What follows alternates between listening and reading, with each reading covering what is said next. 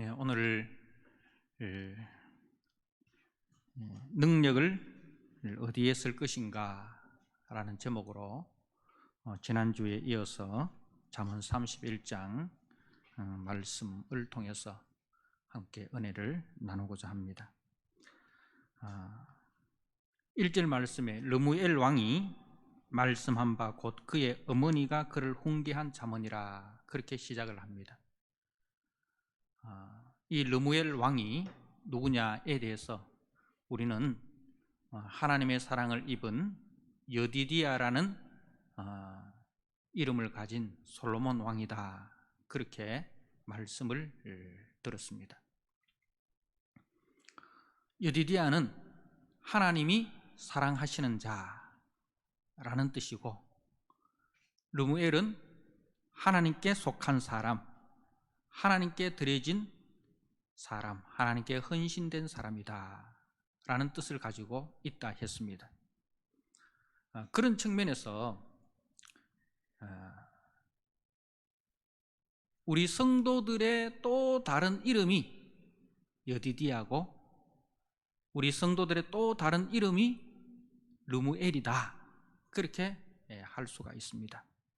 그래서 여디디야, 르무엘은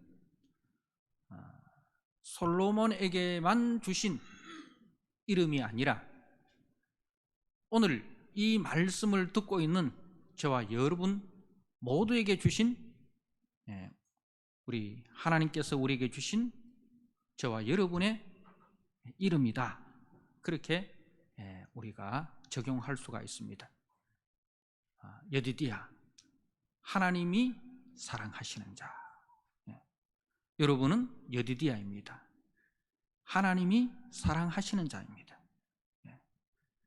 여러분 자신을 향해서 나는 여디디야다, 나는 하나님이 사랑하시는 자다 라는 이 영적 자부심을 가지시길 바랍니다. 하나님이 우리를 어느 정도로 사랑하셨느냐, 우리가 오늘 매일 성경 본문이 시편 22편 말씀입니다. 시편 22편은 이사야서 53장 말씀과 함께 구약의 갈릴리 동산이다 라는 별명을 가지고 있습니다. 그래서 구약 성경에서 십자가에 못 박히신 예수님의 그 처절한 고난의 현장을 예언하는 말씀이 시편 22편 말씀인데요. 나의 하나님, 나의 하나님, 어찌하여 나를 버리셨나이까. 성부와 성자의 관계는 절대적으로 단절될 수도 없고 분리될 수도 없는 사랑의 관계입니다. 그런데 그 절대적 사랑의 관계인 성부와 성자가 성부 하나님께서 성자 예수님을 그 고통과 단절의 십자가에 못 박으셨습니다. 왜 그러셨습니까? 하나님은 사랑의 하나님이시지만 또한 하나님은 거룩하신 하나님이십니다. 우리를 사랑하시지만 우리를 그냥 사랑할 수가 없습니다. 죄인된 우리를 용서하시고 그리고 사랑하시는데 어떻게 용서하십니까? 죄값을 지불해야만 됩니다. 그런데 그 죄값을 우리에게 묻지 아니하시고 하나님의 아들 예수님께 물으셨습니다. 그래서 예수님은 인류의 모든 죄를 대신 짊어지시고 하나님 아버지로부터 버림당하였습니다. 그 버림당한 십자가 현장에서 성자 예수님은 하나님께 울부짖습니다. 나의 하나님, 나의 하나님, 어찌하여 나를 버리시나이까.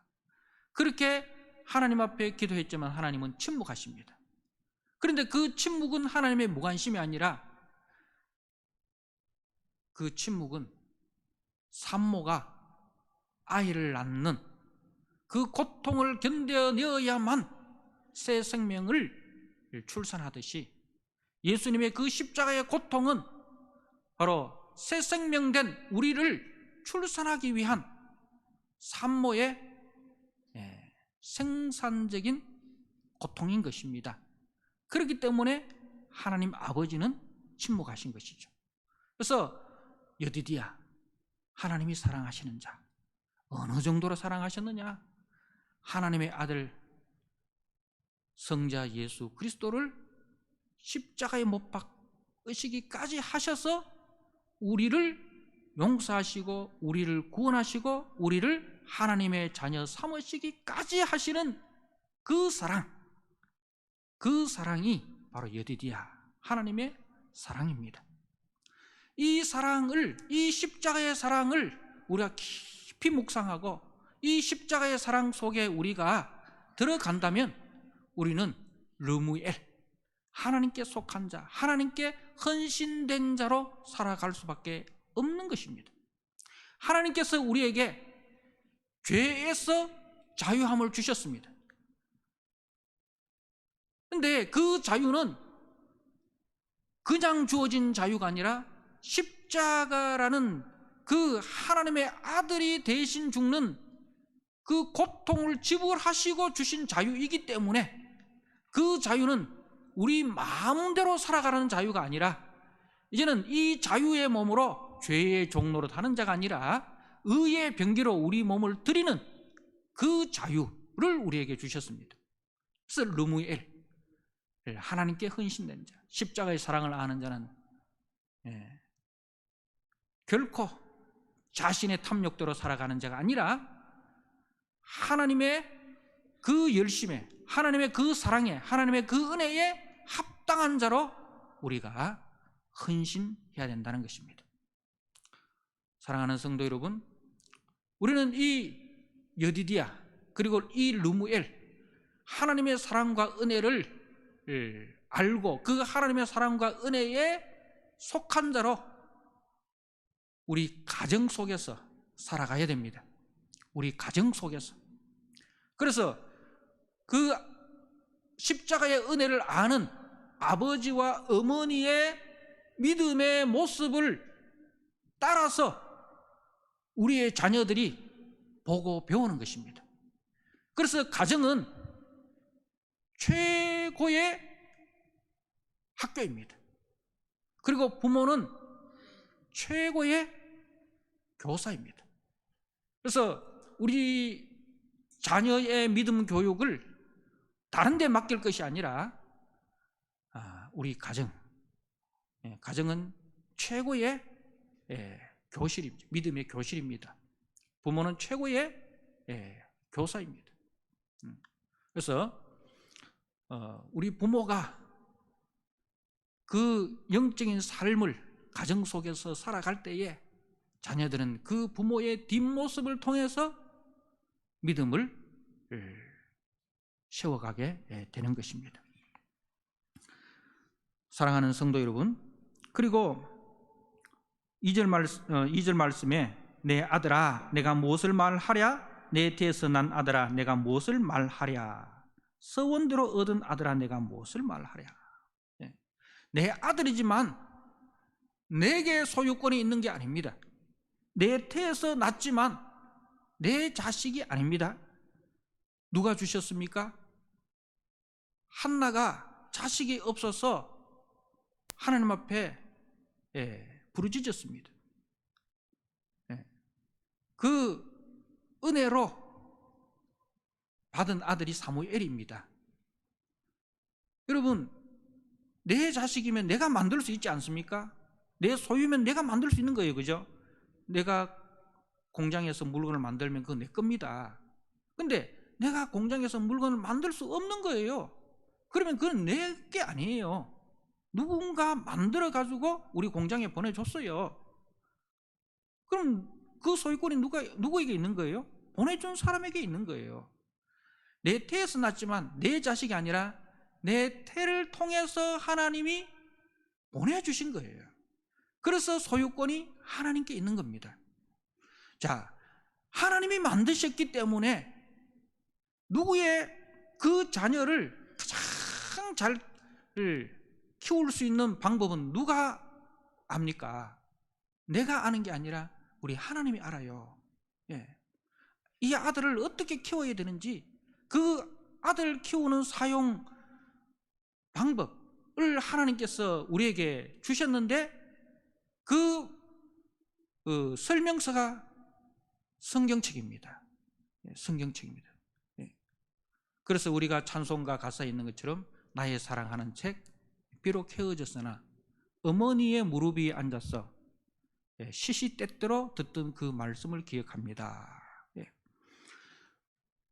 왜 그렇게 했습니까? 우리는 다 초보 부모예요. 그죠? 초보 부모예요. 다 초짜배기입니다. 처음 키워봅니다. 처음이기 때문에 어설프고 서툽니다. 그럼 어설프고 서툴면 배워야 되지 않습니까? 그죠? 배울 수 있을 때 배워야 됩니다. 그 하나님께서 배우라고 성경을 주셨어요. 하나님, 이럴 때 어떻게 해야 됩니까? 내가 알 수 없고 내가 힘들 때 하나님이 주신 이 말씀을 우리가 주야로 묵상하면서 그 말씀 속에서 하나님이 사람을 어떻게 창조하셨고 하나님이 사람을 어떻게 구원하셨고 하나님이 사람을 어떻게 만들어 가시는가, 그것을 보면서 우리가 자녀들을 양육해야 됩니다. 그래서 우리는 하나님께서 우리에게 맡겨주신 이 자녀들을 세상의 기준이 되게 해서는 안 됩니다. 세상의 기준과 가치관으로 저들을 양육할 것이 아니라 하나님이 주신 말씀을 따라서 하나님 나라 기준에 합당한 사람, 하나님 나라 가치관을 가진 사람으로 우리가 세워 가야 됩니다. 그래야 해서 하나님이 주신 그 능력을 하나님의 뜻대로 사용하는 사람으로 우리가 만들어 가야 되는데요, 3절에 보니까 네 힘을 여자들에게 쓰지 말라라고 되어 있어요. 이 힘이라는 것은 뒤에 나오는 현숙한이라는 이 단어와 똑같은 뜻이라 했죠. 그죠? 바로 하나님이 주신 은혜라는 거예요. 힘이라는 것은 하나님이 주신 은혜, 하나님이 주신 지혜, 하나님이 주신 달란트, 하나님이 주신 재능, 이걸 말하는 거예요. 그래서 내가 가지고 있는 모든 것이 내 것이 아니고 다 주님으로부터 왔습니다, 그 뜻이에요. 그래서 네가 가졌다고 해서 그건 네게 아니고 하나님이 주신 거야. 그걸 우리가 가정에서 보여줘야 됩니다. 가정에서 우리 부모들이 우리 가정의 주인은 하나님이시다, 하나님이 우리 가정의 주권자시다는 것을 우리가 보여줘야 됩니다. 그래서 네가 가지고 있는 그 힘, 네가 가지고 있는 지식, 지혜, 돈, 모든 거 그 하나님이 다 너에게 선물로 주신 거야. 자, 하나님이 주신 그 힘, 그 능력을 여자들에게 쓰지 마라. 여자라는 것은 이제 내 속에 있는 이제 욕심, 욕망, 탐욕이죠. 하나님이 주신 은혜를, 하나님이 주신 선물을, 하나님이 주신 그 재능을 내 탐욕을 위해서, 내 유혹을 따라서, 내 정욕을 채우는 수단으로, 도구로 그렇게 사용하지 말아라. 그것을 우리가 가르쳐야 됩니다. 그리고 또 여자는 약한 자입니다. 약한 자입니다. 그래서 네 힘을 약한 자들을 정복하는 데 쓰지 마라. 약한 자들을 정복하고 약한 자들의 것을 빼앗고 약한 자들의 소유를 내 것으로 만드는, 그런데 네 힘을 써서는 안 된다.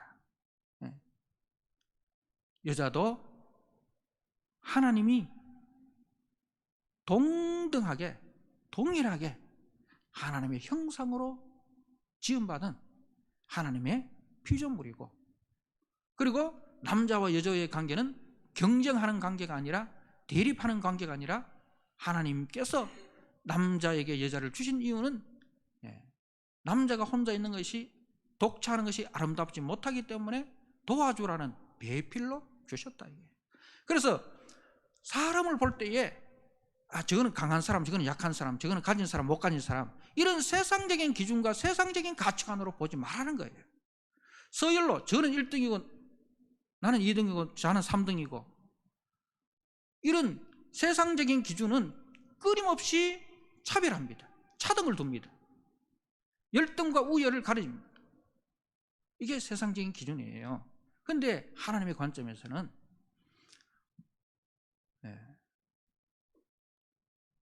모든 사람은 각각의 기능이 있다는 거죠. 하나님께서 주신 각자의 자리가 있다는 거죠. 높고 낮음의 관계가 아니라 이 사람은 이 역할을 하기 위해서, 이 사람은 이 역할을 하기 위해서. 여러분, 집을 세우는 데 있어서 기둥만 있어가 됩니까? 기둥이 중요하죠. 그죠? 기둥이 중요합니다. 그런데 기둥만 세웠다고 집이 되는 건 아니잖아요. 그죠?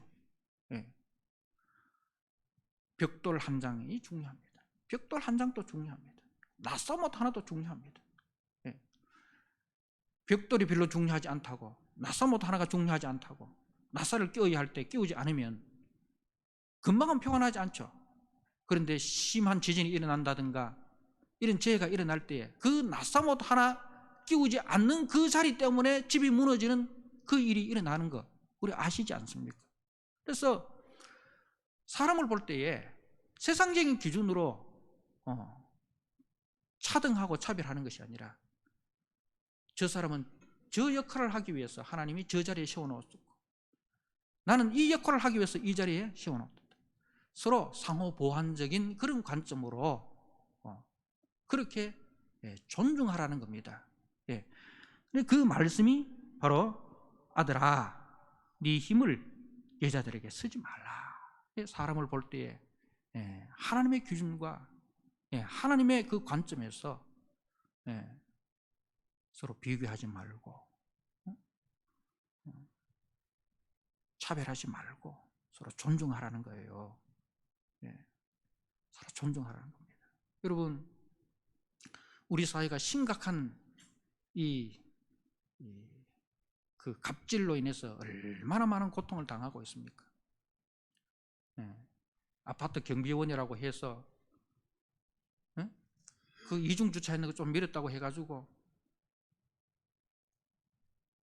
거기에 갑질을 해가지고 코뼈를 부러뜨리고 심한 언어폭력을 행하고 해서 결국은 한 생명을 죽이는 그런 모습을 우리가 보지 않습니까? 그게 전부 다 이 세상적인 기준으로 사람을 보기 때문에 그런 거예요. 여러분, 경비가 없으면 어떻게 됩니까? 아파트 경비하는 분이 없으면 어떻게 됩니까? 다 소중한 분이에요. 그죠? 소중한 분이에요.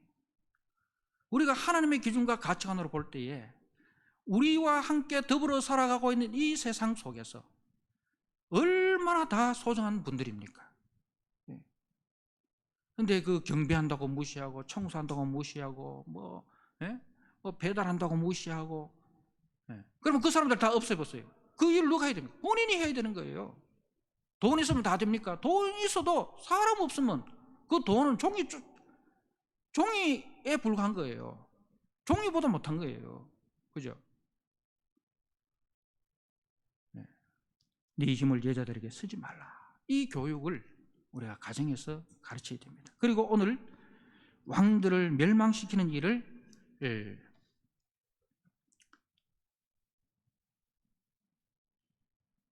행하지 말지어다. 그렇게 말씀하고 있습니다. 왕의 힘을 다른 왕들을 멸망시키는데 사용하지 말라. 그렇게 당부를 합니다. 왕은 절대적인 그 절대 권력자입니다. 절대적인 힘을 가지고 있는, 그래서 자기 마음대로 그 힘을 사용할 수 있는 위치에 있는 자가 왕인데, 그런데 하나님이 세운 왕은 그런 길을 걷지 않습니다. 서원대로 얻은 아들아 라고 했죠. 그래서 하나님이 세운 왕은 이 왕권을 누가 주셨느냐? 하나님이 주셨다. 하나님이 주셨다. 내 힘으로 왕이 된 것이 아니라 하나님이 이 왕의 자리에 나를 세워주셨다. 그러면은 하나님께서 나를 이 자리에 세워주신 이유와 목적이 있는가? 그것을 생각하라는 거죠. 이제는 내가 왕이 되었으니까 이제는 내 마음대로 할 수 있다. 이런 생각을 갖지 말라는 거예요. 대부분 사람들은 왕이 꿈이고 CEO가 꿈이고, 그죠? 어디 장이 되는 것이 꿈이고, 그런 걸 꿈꾸지 않습니까? 그러면 거기서 만족해 버립니다. 그리고 그 자리에 세우신 하나님의 그 선하신 뜻을 알지 못하고 거기서 갑질을 하고 거기서 독재자가 되어버리는 거예요.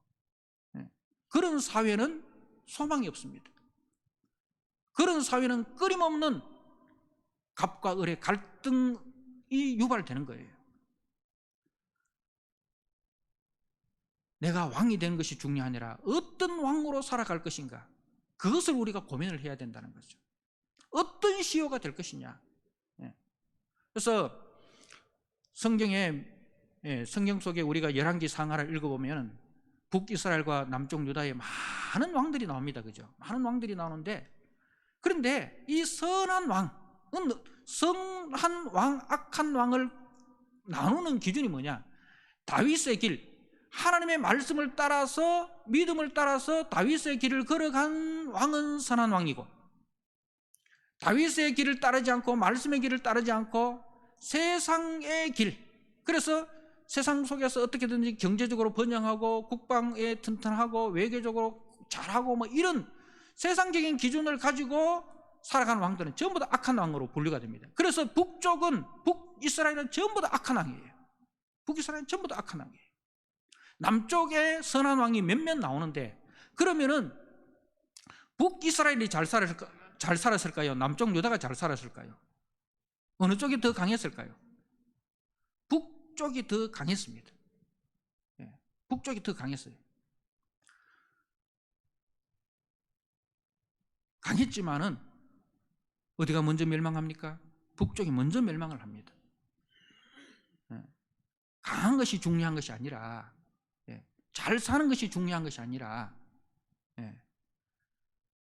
우리 믿음의 사람들은, 교회와 성도는 세상의 기준을 가지고 잘 살고 많이 가지고 뭐 이것이 중요한 것이 아니라, 하나님이 주신 그것을 하나님의 뜻대로 우리가 잘 선용하고 있는가, 그것이 항상 우리의 관심이 되어야 된다는 말씀입니다. 그래서 선한 왕의 대명사가 다윗인데, 다윗은 어떤 왕이냐 하면은 하나님이 왕이십니다, 내가 왕이 아니고 하나님이 왕이십니다는 것을 보여주는 왕이에요. 그래서 우리가 시편 145편에 보면 다윗이 시라고 되어 있죠. 왕이신 나의 하나님. 다윗이 왕이지 않습니까? 그런데 다윗은 내가 왕이 아니라 하나님이 왕이십니다. 그래서 왕이신 나의 하나님, 내가 주를 높이고 영원히 주의 이름을 송축하리다, 이렇게 고백합니다. 하나님이 왕이십니다. 그래서 인간 왕은 나의 왕 되신 하나님의 뜻대로 나를 통해서 하나님의 왕 되심이 드러나고 나를 통해서 하나님의 통치가 나타나는 그 일을 대리왕의 역할이다. 그 말씀입니다. 사랑하는 성도 여러분, 그런데 우리 자녀 중에 하나님의 말씀도 부모님의 훈계도 듣지 않고 자신의 소욕을 따라 사는 자가 있다면 이건 폭군이에요. 우리는 우리의 자녀를 절대로 폭군으로 키우면 안 됩니다.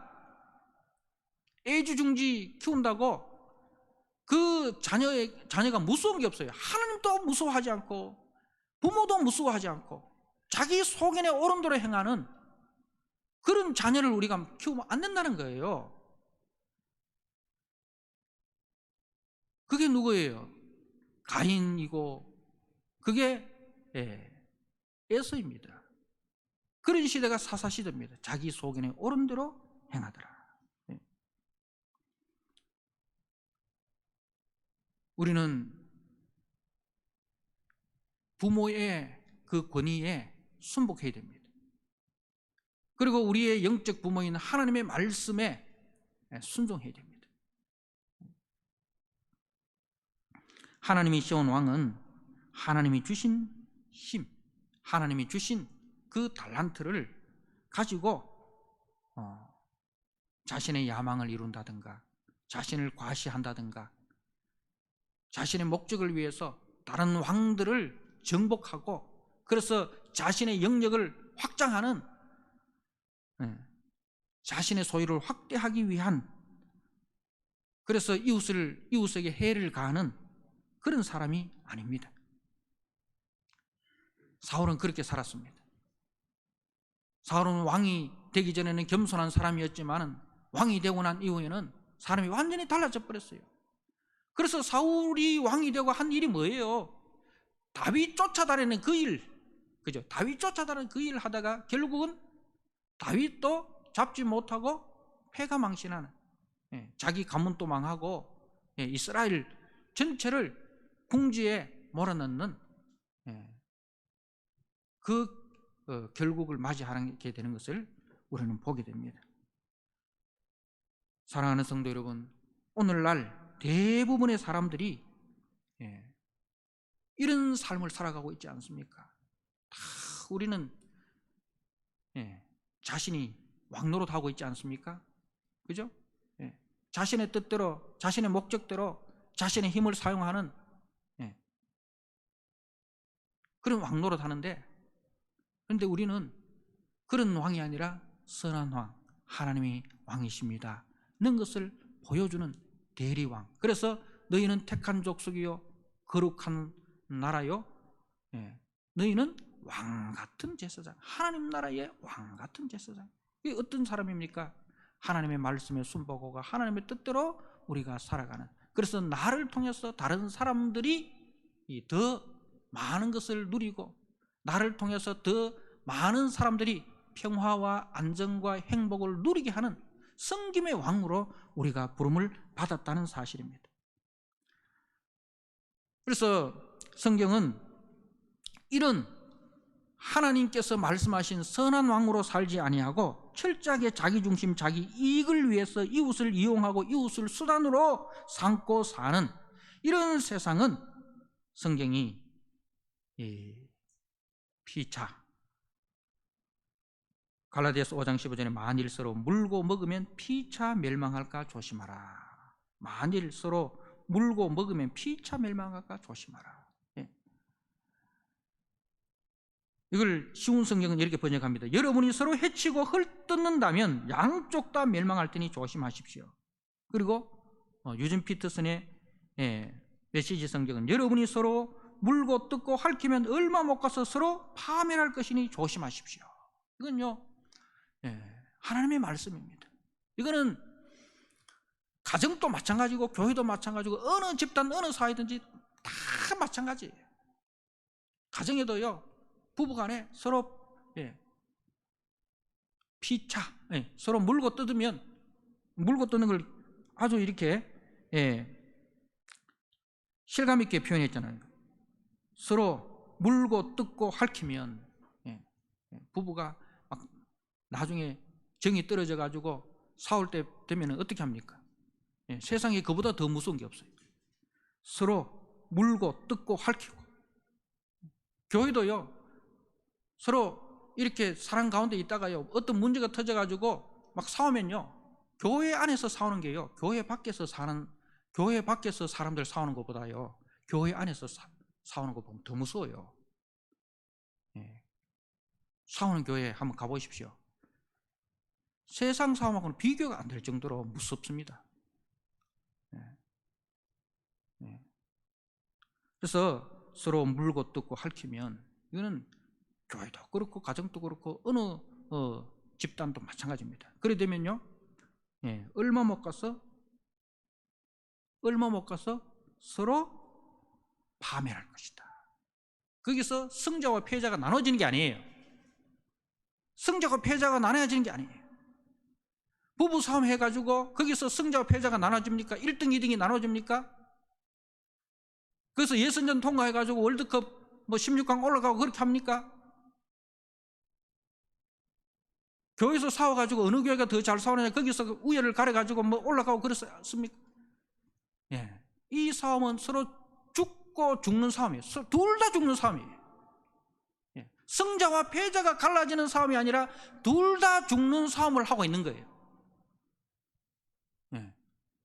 처음에는 니 죽고 내 살자, 이런 싸움은 별로 안 무서워요. 니 죽고 내 살자, 이런 거는, 이 싸움은 별로 안 무서워요. 근데 제일 무서운 싸움이 뭐예요? 니 죽고 내 죽자. 예. 학교에서도요, 덩치 큰 애들이요, 덩치 조그마한 애들한테 지잖아요. 덩치 조그마한 애들은 어떤 각오로 싸웁니까? 예. 니 죽고 내 죽자 이거예요. 예. 덩치 큰 애들은 내일 보자 하잖아요. 두고 보자, 내일 보자. 덩치 작은 애들은 뭡니까? 나는 내일이 없다. 나는 오늘만 산다. 예.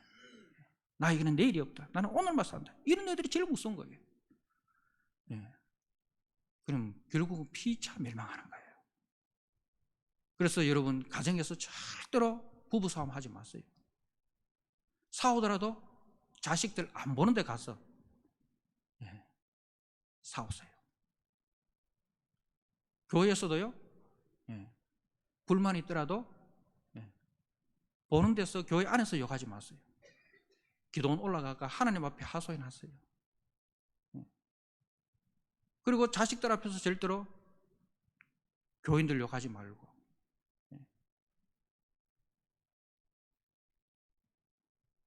우리는 이기는 싸움이 아니라, 이 싸움은, 세상의 싸움은 둘 다 죽는 싸움이에요. 우리가 싸워야 할 싸움은 무슨 싸움입니까? 선한 싸움. 선한 싸움을 싸워야 돼요. 선한 싸움은 어떤 싸움입니까? 나를 희생해서 남을 살리는 싸움. 우리 예수님께서 그 싸움을 사셨어요. 우리 주님께서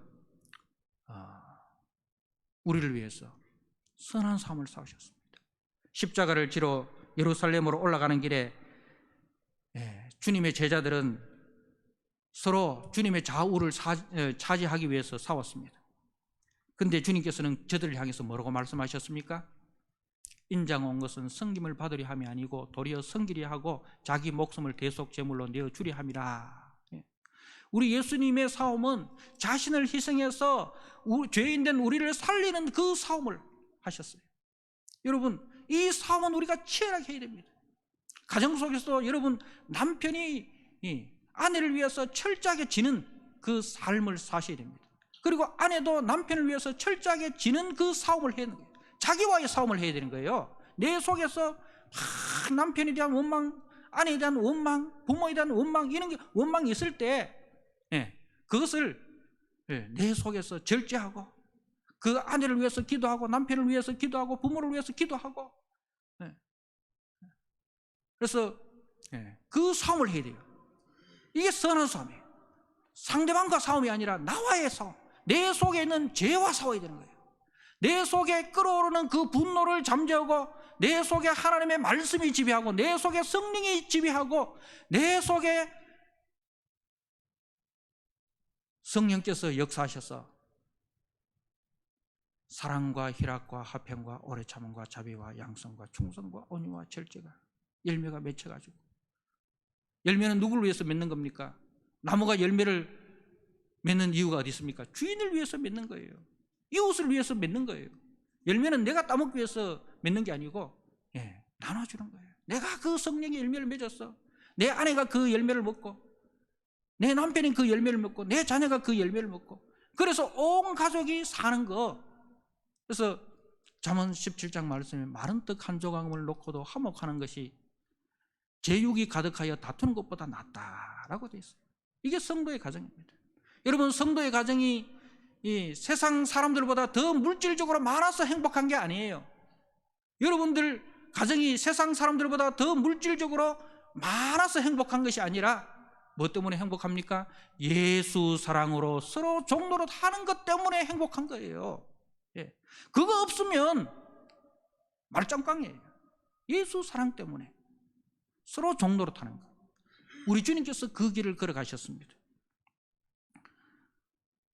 교회는, 그리고 믿음의 가정은 이런 섬김의 종으로 이 땅에 오셔서 자신의 몸을 대속제물로 내어주기까지 하셔서 우리를 살리신 그 그리스도의 모습을 드러내는 것이, 그래서 그 속에서 꽃을 피우는 것이 우리 가정이 되어야 되고 우리 교회가 되어야 되는 것입니다. 말씀을 맺겠습니다. 3절 말씀에 내 힘을 제자들에게 쓰지 말며 왕들을 멸망시키는 일을 행하지 말지어다. 우리는 누구를 멸망시키기 위해서 존재하는 자가 아니라 우리는 누구를 살리기 위해서 존재하는 자입니다. 그 일을 위해서 여러분들에게 하나님께서 지혜를 주시고 믿음을 주시고 달란트를 주시고 은혜를 주셨다는 사실을 하나님이 주신 목적대로 잘 사용하셔서 여러분의 가정을 살리고 여러분의 남편을 살리고 아내를 살리고 자녀를 살리고 부모를 살리고 교회를 살리고 이웃을 살리는 선한 왕으로 살아가는 우리 성도님들 되시기를 주님의 이름으로 부탁드립니다.